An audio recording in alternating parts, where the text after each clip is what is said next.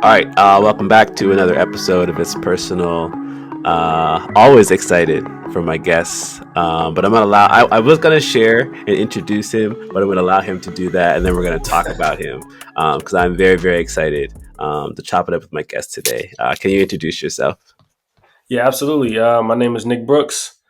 I'm an author, filmmaker, rapper, all around storyteller.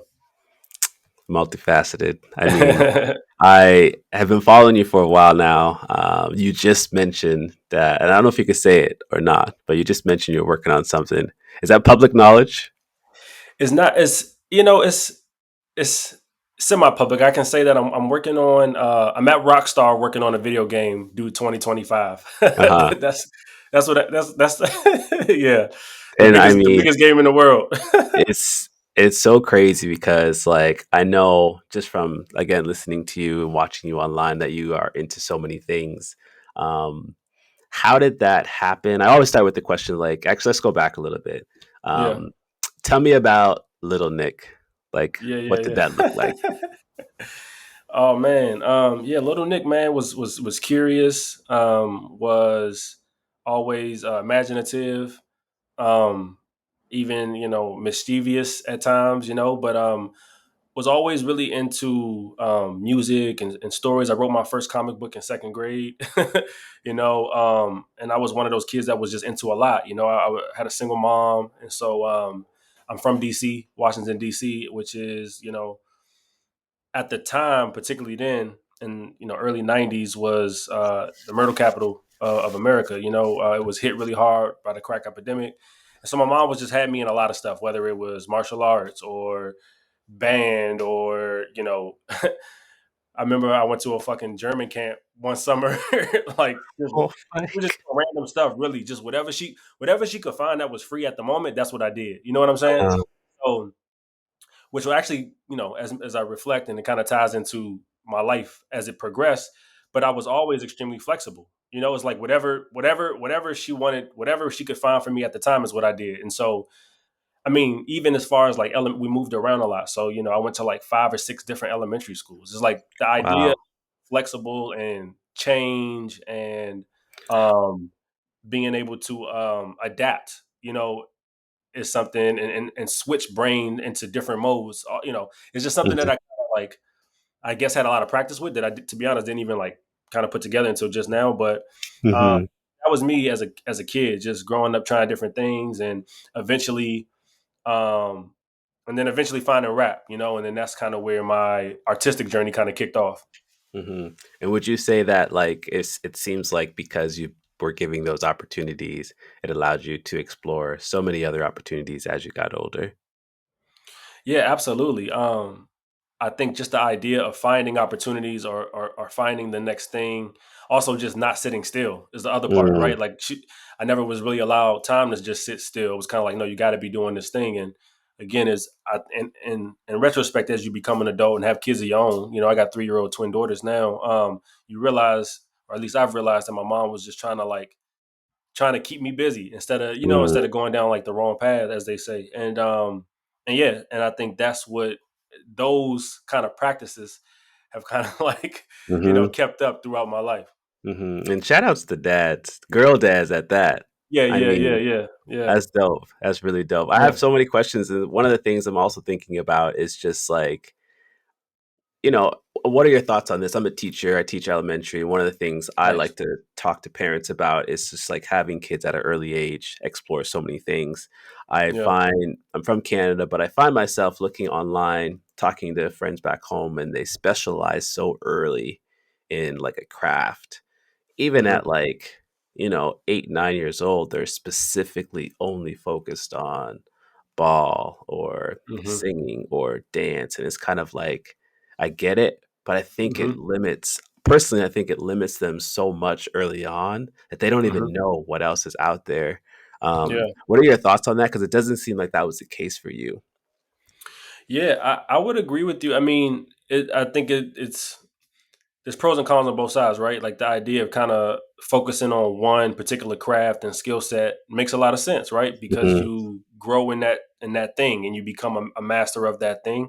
Um, but I'm kind of in the other bucket of what you were saying is like I like to explore all the things. Hmm. And to your point, particularly at an early age, because you talk about finding a passion. A lot of times at those ages, I mean, sometimes you're fortunate enough to just stumble into the thing, right, that you were meant to do, and your Of parents pick course. up on that, and they are very very gifted at identifying that and helping you cultivate it.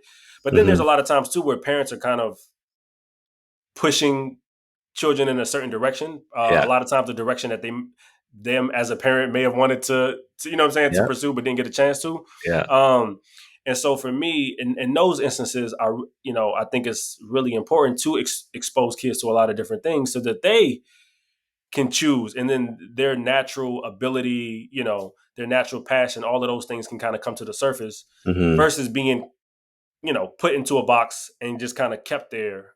So I agree. I think exploration is key. Hmm. And also again, it's like just brain function and like learning different things and different skills. I think, Agreed. at least for me, just it teaches you how to think and how to learn. Like I Yeah. recently had the realization, literally in the last month, I was like, oh, I'm getting better at learning. You know what I'm saying? Like, and this job at Rockstar was a big part of that. Is like, oh, okay, I'm getting more confident that if you put me in any situation, you put me in pilot school, I Hmm. might not naturally be a pilot, but I'm Figure it out. learning how to learn. You know what I'm saying? Hmm. Like I'm getting better at learning. So now I'm like, oh, if you were to put me in any situation, I'm figuring out how to pick up skills quick and how to practice skills and what's Hmm. important when approaching new skills. And that in itself is something that really only comes by exposing somebody to a lot of different things. So Yeah. yeah, I think it's certainly value in exposing kids to as much as possible. I love that. I love Yeah, the concept of learning to learn because yeah, we forget that you have to have those skills. Like you have to yeah, be able to be put into positions that challenge you, make you think yeah. differently. Because then over time, when you get into those situations, you're gonna have that backpack of tools to help you. Hmm. I love that. Yeah, yeah, Nick, tell me about like what do you love about being a dad? yeah. Oh man, I love the girls laugh. The laugh is the best. I love teaching. I'm a former educator myself, so I love teaching. I love watching them learn and watching them find out new things. It's like a wonder there that you kind of forget about, through Hmm. life. Um, I love providing. I just love I love the idea of making their day. Hmm. And uh, just catering to them. Sometimes I can't do it all the time because I still got to be dad and Uh huh. still have to teach boundaries and Uh discipline and all huh. of these things. Uh But huh. um, but it is fun. It makes me feel like just much like being a teacher is very like rewarding. It feels like there's it's purpose and Hmm. it's yeah. But those are some of the things that immediately come to mind. I love that. Are you finding Yeah, yourself? And I know it's so interesting because you like growing up in a different era in regards to like when you were born, how you were yeah, raised. Are you finding yourself navigating like the nuances of like today and how things not necessarily should be yeah, versus yeah, how they yeah, were taught like back yeah. then? Um, Yeah, yeah. yeah. No, absolutely. I mean, right now it's still really early because we're gonna get into conversations. And when I say me and my daughters, like we're gonna get into conversations that are, um, I'm gonna have to, I'm learning these things. My mom. There's certain conversations that my mom didn't have with me because I was a Of boy. course. You know what I Yeah. mean? And Yes. so but there are things that I know as a like growing up as a young man and seeing the landscape of the world today. And luckily, my wife is here, so I'm sure there's things that she could probably lend to more. But yeah, there's a lot of conversations that I know I was taught that I think I have to like kind of unlearn slash relearn and reprogram.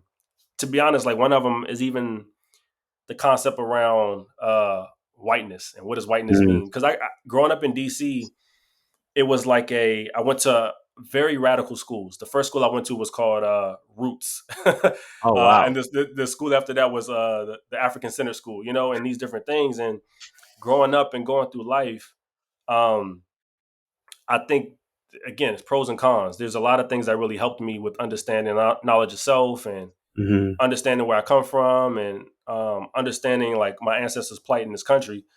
And then there's also things that have like limited how I navigate the world because of what I've been taught about whiteness and how I'm supposed to interact with it. You know what I'm saying? So it's Yep. like conversations like that. It's like, okay, how do I reapproach these conversations with my daughters so that they're strong in who they are as Black women, but also like I'm giving them the right tools to be able to navigate this thing, because that's been like one of the toughest parts of Hmm. my journey, transformation, whatever, is like how to interact with the world around me, which is predominantly white. You know, I come up Hmm. against constant things. So that's one example of like a conversation that I'm like, okay, I need to reapproach this conversation, and with Yeah. the new information that I have. Um, or and then yeah, the other big one for again at this age, because they're still really early, is like it's just discipline. It's like they say some of the craziest stuff that I would have just got like popped for. Like my, what is one of them said the other day? I was asking her something. I came in a room and they were doing something they weren't supposed to do because we just adopted a kitten, and so Hmm. I'm very afraid for this kitten because I'm walking in and they're picking the little cat up by his neck, and like I'm like, okay, babies, we got to do this right. So I walk into the room then one day and I'm like, what are y'all doing? And one of my daughters says, she basically says, go on about your business. She says, go back to your business, daddy. Go back to your business. And it's cute and all, but it's like how to, I'm trying. So I'm navigating that. Okay, how do I, what do they call it? Gentle. I forget what they like, gentle parenting or whatever the Yeah. phrase is. Yeah. But yeah, so that's the other big one. And then it's funny because like the grandparents are nothing like what they were when they were, you know what I mean? When I was a kid. So it's this weird thing because grandparents are spoiling them all the time, and I'm having to undo that. So it's a lot. Anyway, I could talk all day about that, but yeah, it is a lot. To your getting back to your question. Hmm. Yes, there are a lot of things that I'm having to like, you know, kind of relearn. Yeah. And Yeah. in the way that I'm bringing up the girls. So it's Yeah. been interesting for sure. I think, yeah, and it's I mean, as we know, like Yeah, Black women specifically are yeah, the most strongest yeah, women out there and yeah, often have the most expectation on them as well. yeah, So like how do yeah, yeah, you yeah, set them up so they know that, and then at the same yeah, time help them understand the complexities around, you know, yeah, all the things that come with that out in yeah, society. And that is like, I mean, again, they're very young, but like how do yeah, you have that yeah. conversation or give them little nuggets on the way so they're, Exactly. slowly preparing themselves for that, because Yeah, we know the world yeah. is not always the world is not friendly. The No, world it's cannot not, be man. friendly. It's not, and you can, especially in these times, it's easy to get caught up in like the protection mode. It's like I just Hmm. want to protect them. I just want them to have the easiest, sweetest time through this life. Uh-huh. Through life. Uh-huh. Um, which I can't. It's not up for me to decide. So Yeah. the best I can do is just give them what I can and let it go. So that's what I'm working on, is just trying to like release just a little bit because I'm very Uh-huh. like protective. Of course. And then Yeah, yeah, my follow-up question to that is, and as much as you can share, obviously, is what are some of the things you love about being a husband? What yeah, are some things when you have the time that you guys like to do for fun, yeah, outside of academia, yeah. outside of, the work stuff? Yeah, we love to go out and eat. We try to get some trips every now and then. Like we went to see Usher in Vegas, Uh-huh. which seems like forever ago. That was like this last fall or towards the end of this last summer. We're going to DC. I'm LA based, but we're going to DC at the end of this month for a little trip just to see Okay. my fam, and so that'll be cool. And we've been thinking a lot about like, okay, we need to start doing more trips, more, we're going to San Diego. So this summer will be really cool. The last few Hmm. years have been interesting because the girls were so young. So it was like hard to like move around with them. But now that they're a little older, we're like, okay, so we're How about old to are they again? explore 3. They just turned 3. 3. Okay. Yeah, Yeah. yeah. So but I love some of the same things that I love about being a dad, I love about being a husband. I love um I love being a provider. Hmm. I love having my person. You know what I'm saying? Like I love I having get that. you know it just seems like it makes life so much easier. Like I look at a lot of my single friends, no Mhm. no shade to them, but it's like it just seems like hell, to be honest. Like I mean, for all the fun that they can and will have on a given weekend or whatever.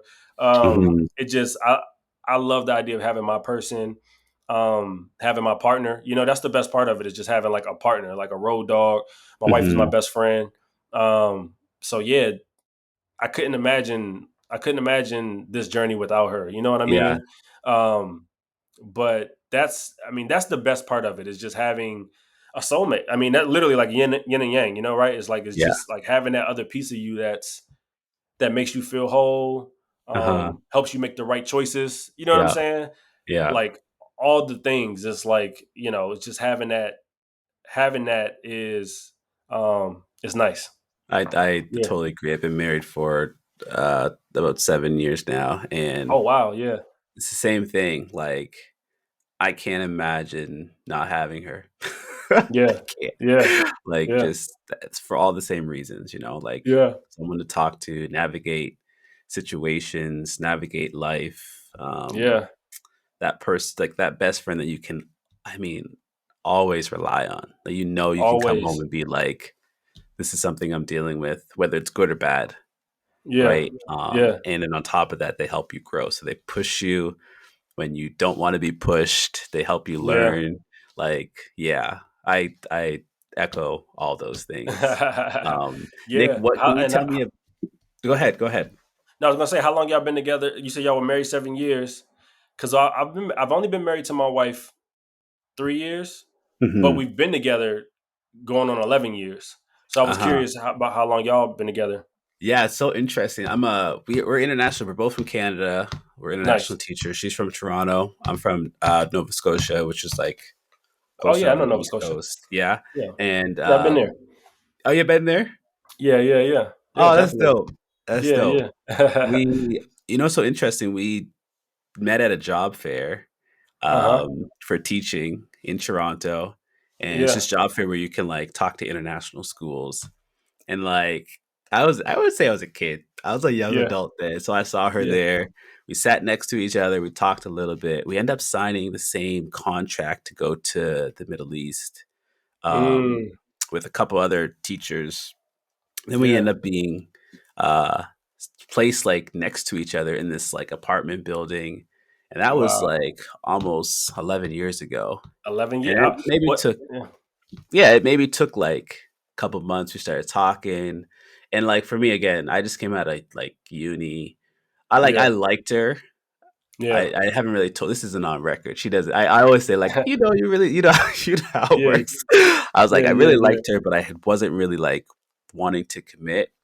Yeah. And then eventually we were just like, yeah, let's just make this official. And then we moved to Singapore together. And then we Wow. were in Singapore for a few years, Manila for a few years. Most recently, we're in Vietnam. And then we're actually moving back to Wow. Singapore this year. But My goodness. it's Very been a well journey. traveled. Yeah, yeah, yeah. But what Oh, about you? that's You said you guys been together for 11 years. also 11 years, and we met literally the exact same way. A teaching program. Are you Yeah, it was. serious? I'm dead serious. Literally the exact same way, and we were placed. Our schools were placed right next to each, like right near each other. The program that we did here in America was called Teach for. It was called Teach for Teach America. for America. I know Teach for Yeah, yeah. America. Okay, yeah, exactly. So literally the same thing we did. Teach for America. We met. Um, and hit it off, and the same exact thing. Wow. Yeah, we our Wow. schools were not far from each other. We were talking, and again, like you said, just how it goes, and then from there, the rest is Uh-huh. history. But literally, yeah, same kind of way, That's crazy. without the cool traveling. Yeah, yeah, That is so crazy. I think it's cool when I mean it doesn't always happen, but when it does yeah, happen when your partner is someone who is into the same stuff as you. Not even the same stuff, but like does the same thing as you. I mean, it yeah, can also go the other way. I know I find both of us yeah, sometimes talking a lot about education, academia, like what's happening in the world. But it yeah, is a common interest that I love to have with her because it can be like a go to, and we both feel very comfortable yeah, about having conversation about it. So, yeah, yeah, I love that. I love yeah, that. yeah. Yeah, Thank I you, my love man. that. Thank you. What are some of the things like? Was there a specific moment in your life that either influenced or inspired you to go towards hip hop and rap or film or Hmm. being an author? And I do think all those things are interconnected, very much Yeah. so, specifically with what you do, and how Yeah. you bring them all together. But was there a specific moment or experience? Yeah. I mean, for rap, it was just growing up in and around it. You know, my dad was it was DMX. You know, early on Mm, was like one of the early. I mean, that's who's right here. Actually, it's DMX and Hove. Is I their saw famous? those are Yeah, that's crazy. yeah, the double XL cover. But DMX was like the first artist I really like grabbed onto as a kid. You know, like as like Mm, at like 5, listening to DMX, and it's Dark and Hell is Hot, his first album, and then from there, I think it's one of those things. You just outside, people are doing it, everybody's doing it, and I took a like most people like initially started as poetry. You know, I'm writing poetry, and then I'm putting it to music, and I'm listening to Cassidy on YouTube, and mhm, you know what I mean. And you just put it together, and then me and some friends recorded our first mixtape in high school, and the rest, I mean, you couldn't get me out. You couldn't stop me from writing music at that from that point on. And so now it was so addicting. Here, I never forget coming out of the studio. And I guess it was it an iPod or it must have been a Walkman. I forget what the device was at that time. probably a Walkman, It might have been a CD player even. a Discman. A Discman. That's what. Yeah, it might have been a Discman. It might have been a Discman where and listening back, like literally just on repeat the song we made and just listening to my voice, and it was so cool. I don't know, it was something about that experience that was exhilarating. And then yeah, I was doing that. That's what I did. I ended up going to Oklahoma.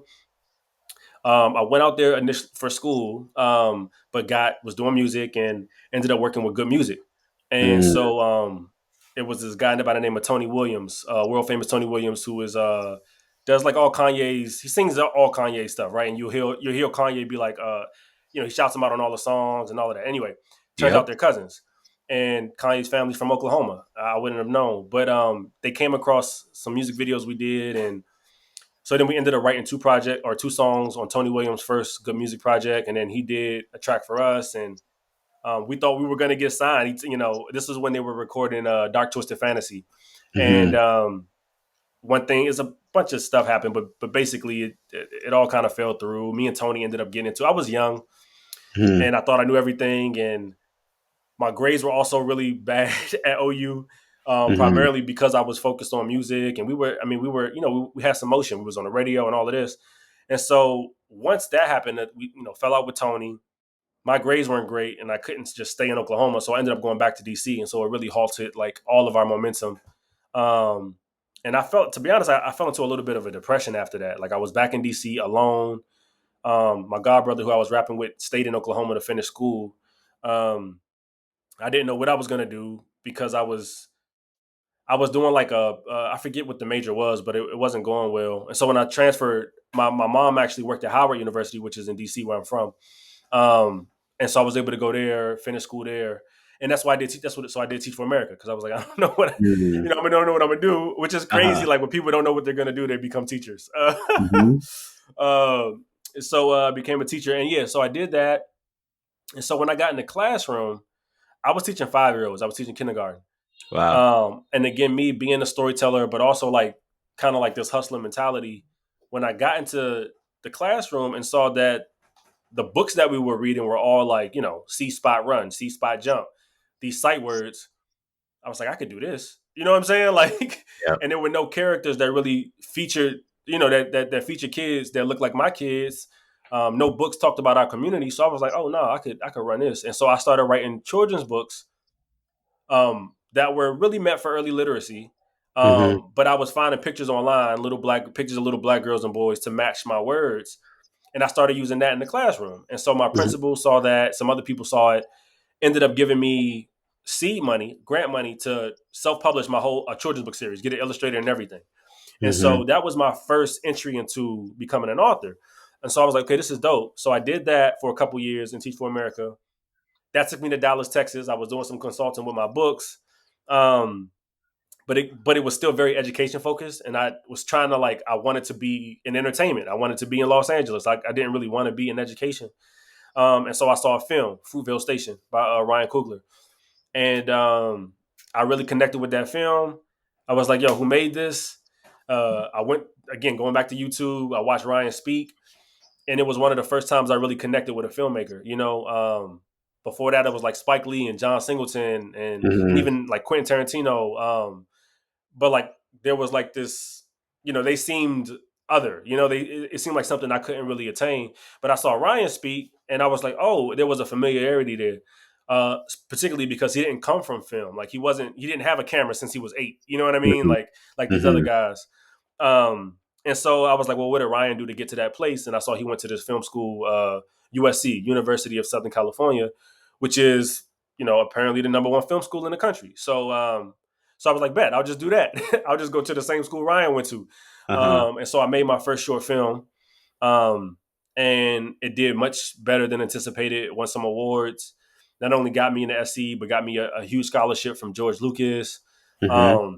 And so I went on and to do more, many more films. But that's a kind of a long story, but those are all the points, like how music took me, went to school, was doing that, came back home, got into writing Hmm. books, and then into movies. And then fast forward to 2020, when the world shuts down, I'm coming out of grad school, out of Oh USC, my right? gosh.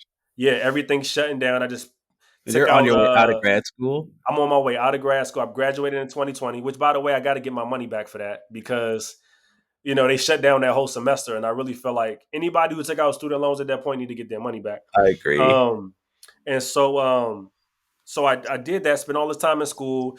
I had taken out loans so that because at this time it's me, my wife. We're going through this journey together. We were together in DC at Teach for America. She came with me to Dallas, Texas, and then we came to Los Angeles. So at this time, we're like both in school because she also went to film school, and so not only did we go to film school, but we had to like live in Los Angeles, right? So we're in this all this debt and um, trying to figure out what's the next move, and so everything shuts down. Film industry's closed. So the only thing I could do is turn back to writing books and making music because those are the things I could do, at my house.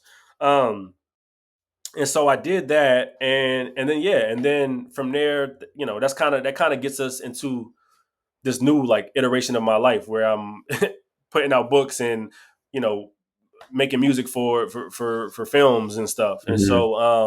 so since 2020, I've kind of been on that wave, and things are kind of coming together where I can, I'm able to kind of make all of these pieces really bleed into each other.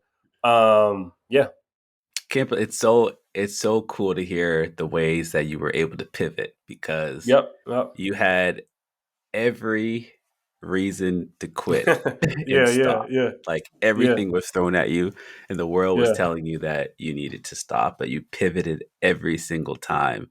I think that says so much about you as a person, and yeah, maybe just like also the people who maybe raised you, because yeah, I mean, especially during 2020, like you are yeah, not yeah, just you, but like the world. There is so much pressure on yeah, people to just survive in yeah, general, right? yeah, And for you to be able to be like, okay, I'm gonna switch lanes. I'm gonna go over here. I'm gonna do this. I'm gonna do this. And on top of that, it's not even yeah. that you're gonna do it, but you're gonna do it freaking good, like freaking well. Like, and Thank you, I my think man. it says so much about the talent that you have, and it goes into my next question.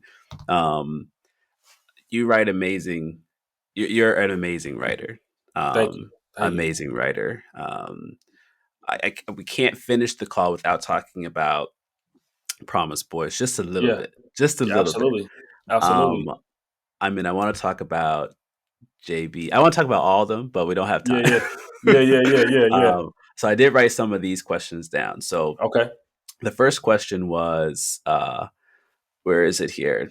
So what inspired you to write Promise Boys, Yeah, and address the issues in regards to like youth, yeah, Black youth specifically? yeah. Well, so when I was at Howard, when I went back to DC from Oklahoma and everything was falling apart, one of the other things I did is I started I joined a nonprofit called Concerned Black Man, where I was pushing into classrooms across the city for at-risk boys, right? Essentially the population that we're speaking to with Promise Boys, right?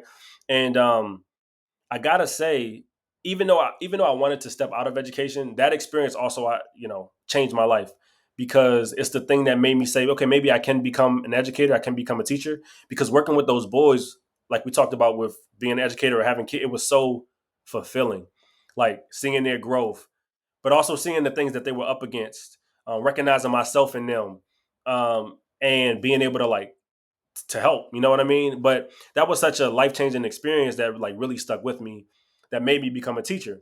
Now, when I became a teacher, I saw so many things.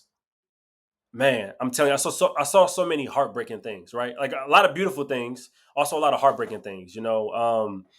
I just a quick example. It's a ton of them, but just a quick example. A lot of my kids' food was going missing at one point, right? And so I'm like, man, was a kid is stealing food. Then my food goes missing one day from my lunch, so I'm like, okay, I gotta, I gotta do a sting operation. And so I put food in my desk. I wait. I see what's happening, and I see a girl go in the classroom. I come in up behind her, boom, I caught her. Right, she was stealing food, and so I take her down to the office. She gets in trouble. She gets suspended. Da da da da da. My principal comes to me 2 days later, and the girl's back in my classroom. I was like, oh, I thought she was suspended. My principal says, yeah, Mr. Brooks, like I came to school this morning, the last 2 mornings, and they were in the parking lot. And so today I went to him and said, why are you such and such is suspended. Why are you in the parking lot? And they were homeless, right? They're living in a car in the school parking lot. The reason she was taking food is to bring it back to to her mom and her little brother, right? And so stories like that, right? They're just tear jerkers, and that's just one of them, right? That's the tip of the iceberg. So I saw these things, and I saw a gap in my own understanding, right? Getting her, like the way that I handled that situation, I was like, man, that wasn't even something I would have thought of. I didn't even think to, you know what I'm saying? I went straight to, okay, we got to get you in trouble. But the same way I did that, that's how the school was about everything. Like kids were getting, like it was a charter school, a new charter school, and there were all of these types of rules. Kids had to walk on this blue line. The kindergartners had to hold their breath in the hallway so that they wouldn't speak. Like they called it catch a bubble. So they had to do that in the hallway. So like once we No. get to the hallway, we had to say catch a bubble, and they would have to hold their breath like that in their cheeks, and they had to hold their hands behind their back so they wouldn't touch the walls. This is What? at 5, bro. This is at 5, and so anyway, just to move it along is like That so is when you ask about like yeah, wild. it's crazy, and so so seeing those type of things, knowing the kids, working with the boys that I work with, all of these different things, doing a program like Teach for America, which is all about education, equity. I kind of Mhm. had this like background in this space and was like, okay, how do I bring this to the forefront? How do I talk about these conversations? How do I make this purposeful, right? So like we have Mhm. the very intriguing mystery, but also how do I say something about the school system that I see as so deeply flawed? And so that was the experience, like being an educator, working with kids, working with particularly at risk black boys, black and brown boys. Those were the experiences that Wow. I had to bring into this book to almost to like share their story. You know what I mean? And have people Mhm. like turn to them and appreciate the things that they're going through. I mean, Yeah. and you do it so well, and I'm assuming, and you can answer this question, or I think I'm assuming with Raymond, JB, and Trey, I'm assuming they all have elements of multiple people that you've interacted with. Yeah, yes, Yeah. 100%. Elements of multiple people I've interacted, like kids I've taught, elements of myself. You know what I mean? Like JB, of course, he's writing rhymes on the bus. So Ramon, that was me as a kid, the hustler. Like Ramon with the selling things. Like I was selling Huh. everything in school. I'd be, selling. I was selling jeans. I was selling all types of stuff when I was in school. And then Trey is like just the concept of like the hoop, like the dreaming of wanting the hoop dreams, right? It's the same thing as like the We the all rapper got him. dream, but We all got him. we all got the hoop dreams, right? So yeah, man, it was like a combination of like my own experiences and then experiences of a lot of the kids that I work with. And no, Yeah, it's done so well. And the other part that I love, and I don't think I think I love authors who are like creative with how they approach a story and the structure of a story.